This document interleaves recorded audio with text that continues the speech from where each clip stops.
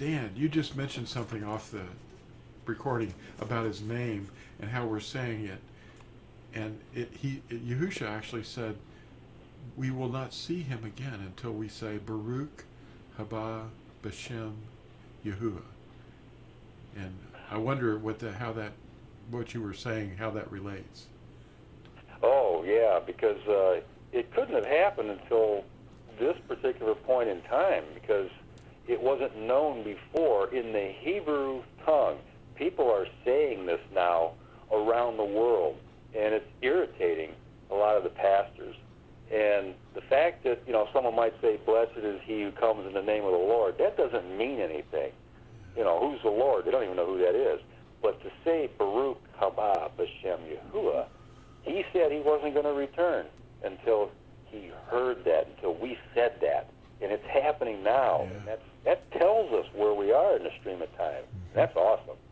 Yes, it is. We're in the stream of time that Yahusha was talking about specifically. Behold, I come quickly. Mm.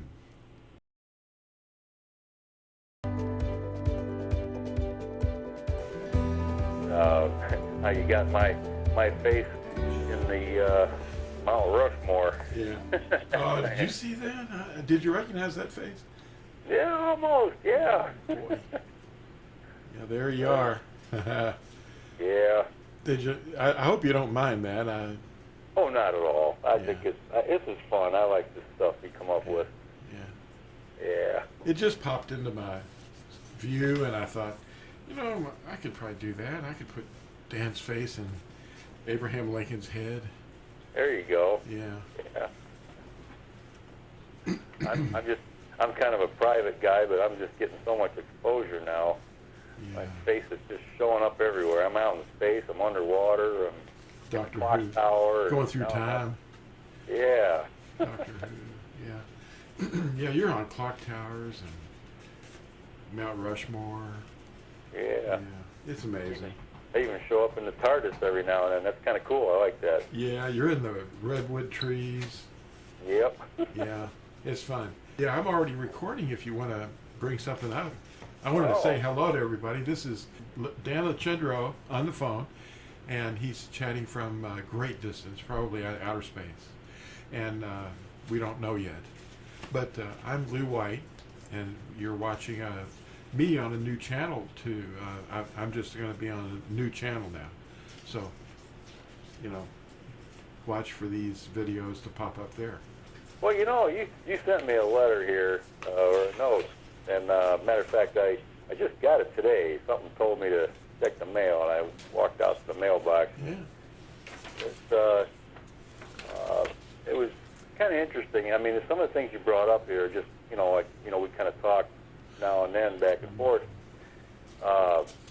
And I'd like to read maybe just a little bit of this for the folks that are listening in. Yeah.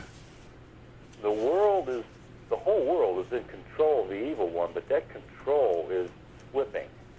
Yahusha is awakening us to the misdirection of those who teach us. I mean, they're just teaching us all kinds of nonsense out there. They are so disconnected from the will of Yahusha that they actually pretend to believe he is offended when we obey his Torah. Wow. Yeah, really. How about that? Even those who claim to teach his name have infiltrated our thoughts with misdirection. And all the familiar customs that are heartily recognized by stores and schools, employers and governments are in perfect harmony with pointless, humanistic, arcane hooey.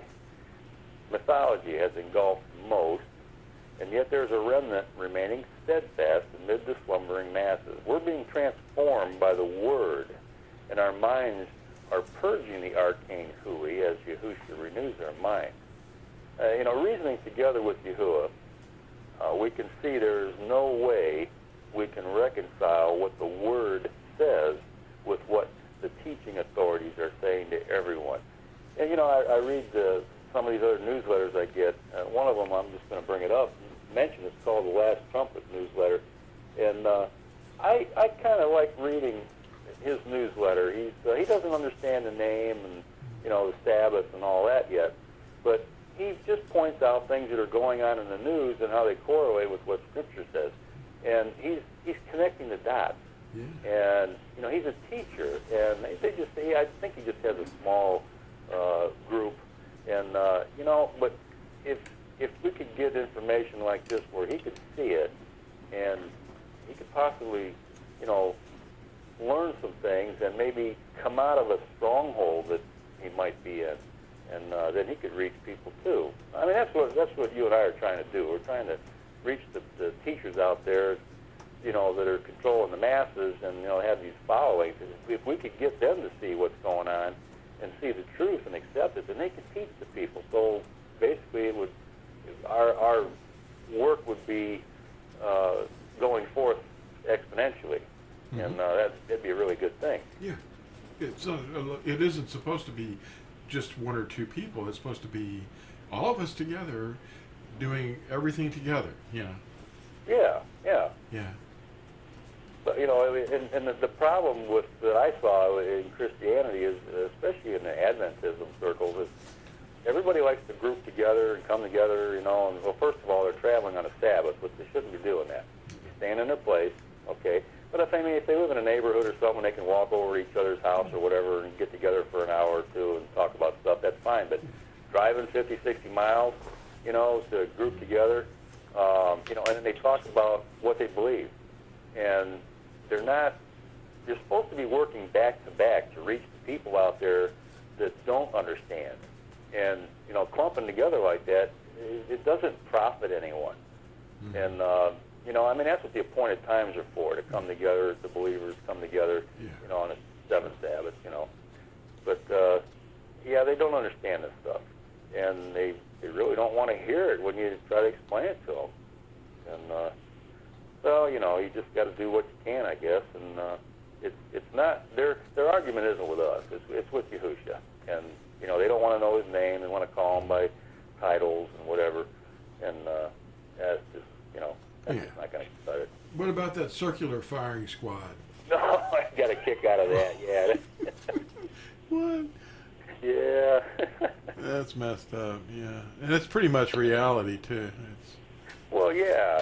I mean, let's get everybody in all directions,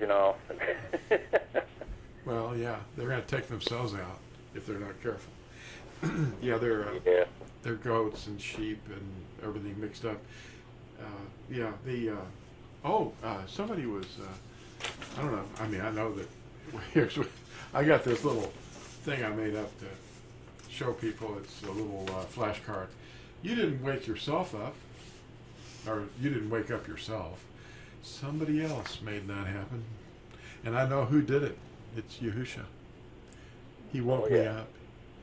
And now we're on his agenda, not ours. And I was looking at a lot of people are very angry about me selling books on the Amazon or whatever the monsters are, but they don't realize that I'm in like the smallest category of books. If I wanted to really make money, the biggest readership of books that are sold and read are children's books, 46%. Oh, yeah. And if I wanted to just miss that target, I'd go to fiction, which is 39%, and then the religious books, which I don't consider myself to be a part of, that would include Hinduism and Buddhism and Christianity, Islam, all the religions. They only make up 8%. 8%. And that includes all the Christian bookstores and BIBLEs and all that stuff that are sold. Then we move into the 7%, which is nonfiction. And that's what I consider our pursuits. We're not fictional, but we're historical, and we're looking at the historical record and saying, hey, what's going on, What's that steeple? Where's that come from? Well, that's a fiction. The steeples are made up. And they're religious. The domes and steeples. It's religious. Yeah. And the governments are part of it. They just don't know it. They're saying, oh, that's not religious. Oh, it isn't? Where'd you get it? Well, I think one of the biggest religions out there is, the occult, witchcraft. It's part of the religions, yeah, and Yeah. that's still in the group of religious books. Well, there's a little thing here. If we got a minute here, I can try to read this really quick. Yeah. This is from this paper. It's called A Spiritual Shift. And he writes, one of the biggest problems today is that so many young people have turned their backs on Elohim and have instead embraced the occult. This trend was covered in depth by a recent story from the Los Angeles Times, which declares the headline, quote, how millennials replaced religion with astrology and crystals. So it says the article goes on to describe a spiritual shift wherein throngs of millennials and other young people have concocted their own set of spiritual values and practices. And this is worldwide, and it's certainly American. It's a trend toward heterodoxy, toward individuals cooking up their own spiritual religious stew and cooking it up their way.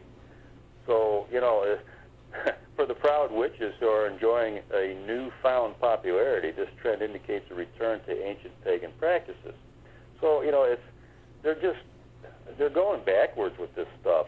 And, everybody wonders why, bad things are happening in the world the way they are. Well, it's like you and I have said numerous times before. It's because people have turned their back on Yahuah, and they're following their own ways. And ancient Israel did the same thing. Well, let's just do what's right in our own eyes. Well, how'd that work out for them? It wasn't all that good, I don't think. Yeah, and the prophets told them, and they said, "Oh no, you're just confused." Yeah, we're really faced with a very small percentage of people who get it, that are listening to the Yahusha spirit. Yeah, yeah. Well, it's they see that word in a remnant, the word remnant in Scripture, and they think that, well, yeah, we're part of the remnant. Christians think that they're part of the remnant, and it's like, but yet they're not in the covenant. They're not keeping the Sabbath. They're not observing the appointed times. They're not following the commandments. Or if they do, it's like, 8, 7, maybe 9 of them. So, they don't know his name, but yet they're the remnant. Now, how can that be? I mean, look at the proportions. 7 billion people in this world, and in Scripture it says 144,000, are the ones that are the first fruits group. Now, that kind of really narrows it down, doesn't it? Well, yes. I had a pastor that was kind of yelling at me, in a way, about the fact that I'm putting people under the law and I'm trying to make.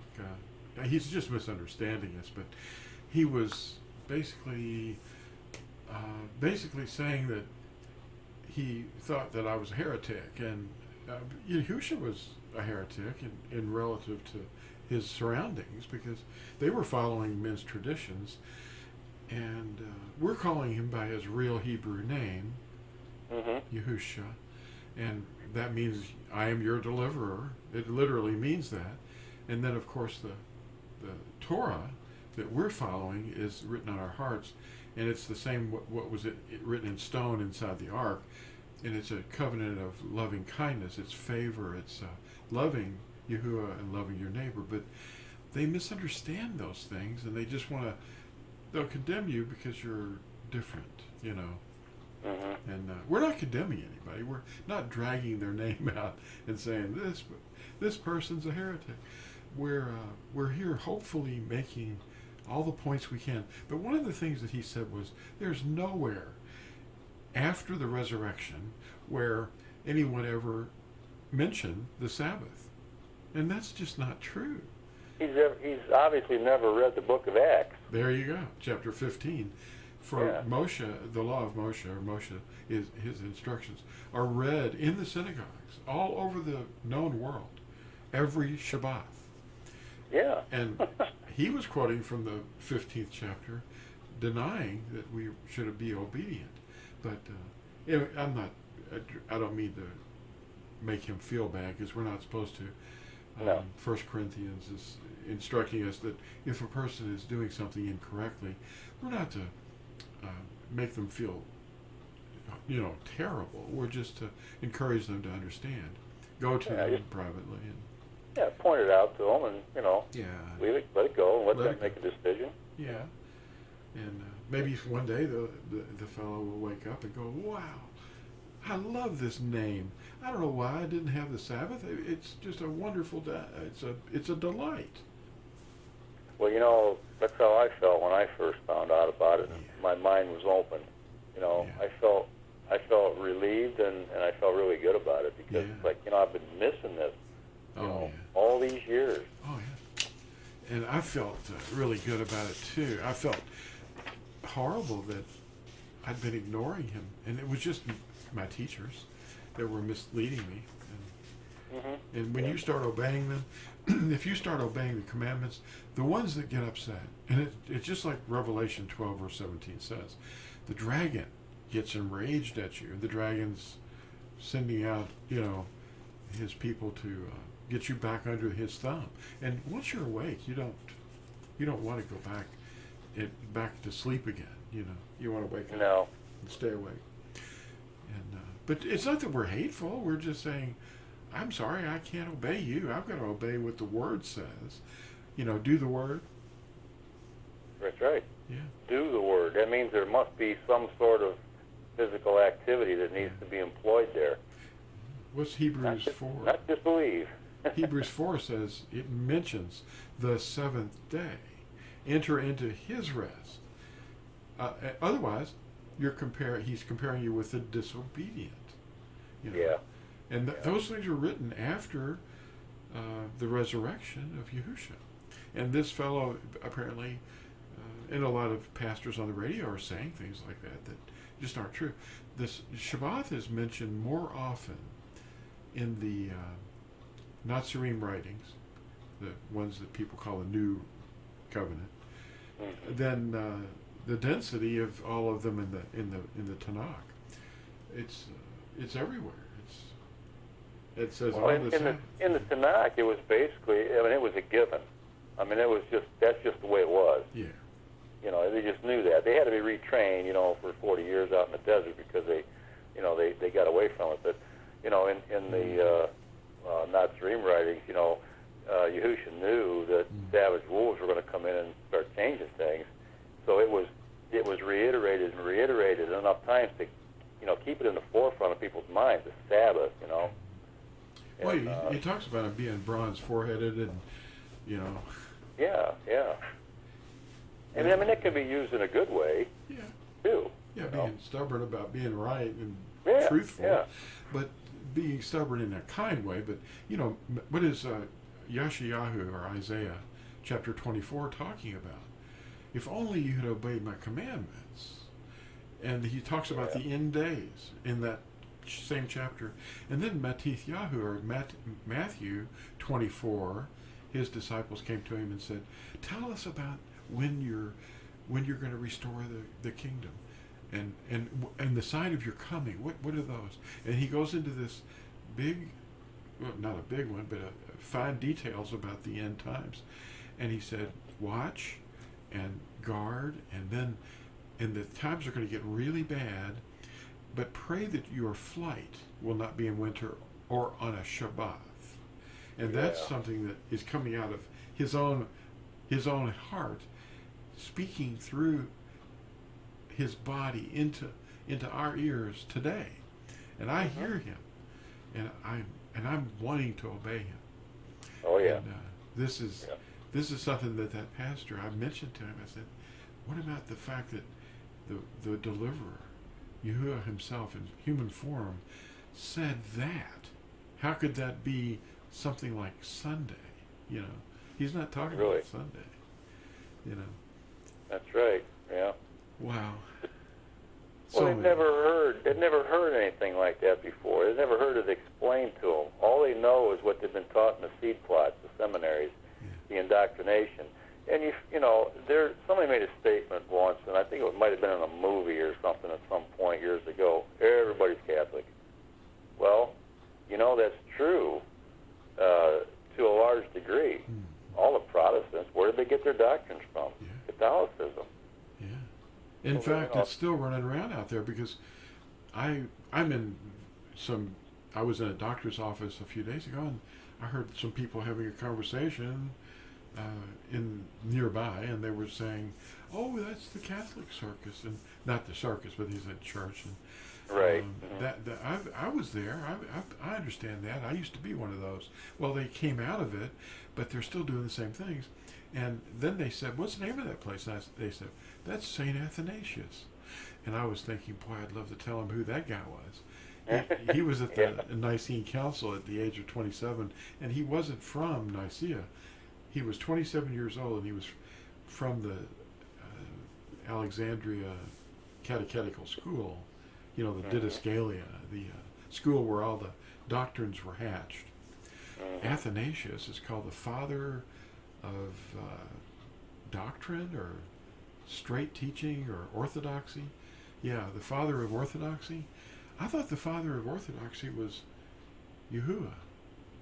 Yeah. I didn't know that a 27-year-old was at the Nicene Council that gave us these false doctrines about the Trinity and belief in three persons. That comes straight out of Hindu. Nimrod. It's the Nimrod reincarnation myth. I wonder how many people have seen that book, Nimrod's Secret Identity. It's a good book to read.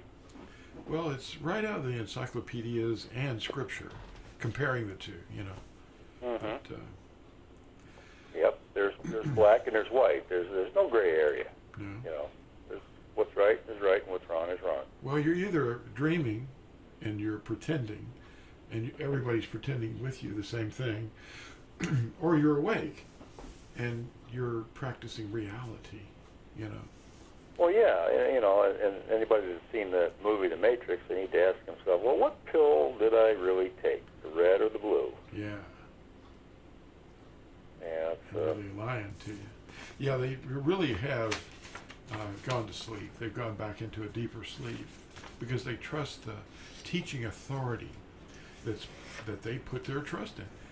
Yahuah didn't send them. No. Obviously. No. Yeah. He said, here's what you're to do, and they do the opposite. No, That's right. That can't be. Yeah. Yeah. If he sent them, then he's going to be, the people that he sent are saying the same things that he said. Mm-hmm. Yeah. But yeah, they're all on the same page. There's continuity in what they're speaking. And that's what you have to have. You know, it's when somebody else comes along preaching another doctrine, another Besorah. A change, yeah. Yeah, a change. You can only build on the original foundation. All the rest of it's going to wash away. I wonder if you might be able to read the difference. A lot of the things that are in this article called Sincrete is they're very pertinent to everybody's life. I mean, it meets you right where you're at. But there's something that people are hearing about how to say his name. And they're saying that his name is made up of consonants. But there's a difference. On the back page, in fact, part of this article is about quoting the Vatican, who is issued a bull to not pronounce his name. And yet he says you're to pronounce his name. But the Congregation for Divine Worship, that's what they call themselves, and the sacraments. But they issued this bull from the papacy. But I wonder if you might be able to read it from that point. Sure, yeah. Okay. You want me to start from the congregation? Sure. Okay. The Congregation for Divine Worship and the Sacraments. Basically, this is the updated name for the Inquisition. This bull decrees that no one may utter the name Yahuah. This quote also states the four-lettered Hebrew name. Hebrew consists of four consonants. But Yusuf ben Mattatyahu, who's also known as Flavius Josephus, said that they were four vowels. I mean, he would know. He was there. Yeah. And then we have a description here, or a definition of vowel. A vowel is a letter sounded without using the lip, teeth, upper teeth on lower lip, or tongue on the roof of the mouth.